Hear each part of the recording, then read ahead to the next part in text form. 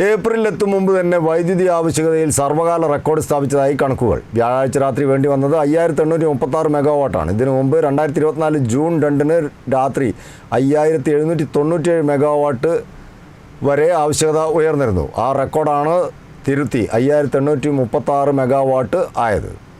April മാസം എത്തുന്നതിന് മുമ്പ് തന്നെ കേരളത്തിൽ വൈദ്യുതി ആവശ്യകതയിൽ സർവ്വകാല റെക്കോർഡ് സ്ഥാപിച്ചു. വ്യാഴാഴ്ച രാത്രി വേണ്ടി വന്നത് 5836 മെഗാവാട്ട് വൈദ്യുതിയാണ്. ബുധനാഴ്ച രാത്രി 5802 മെഗാവാട്ട് വൈദ്യുതി ആവശ്യകതയുണ്ടായിരുന്നു. ഇതിനു മുമ്പ് 2024 ജൂൺ 2 രാത്രി 5797 മെഗാവാട്ട് വരെ ആവശ്യകത ഉയർന്നിരുന്നു. ആ റെക്കോർഡാണ് ബുധനാഴ്ച തിരുത്തിയത്.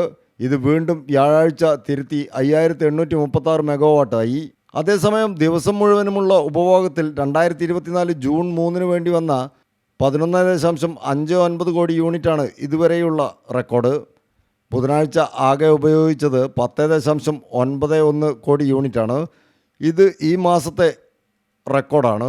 കഴിഞ്ഞ വർഷം ഇതേ ദിവസം 9.74 കോടി യൂണിറ്റാണ് വേണ്ടി വന്നത്.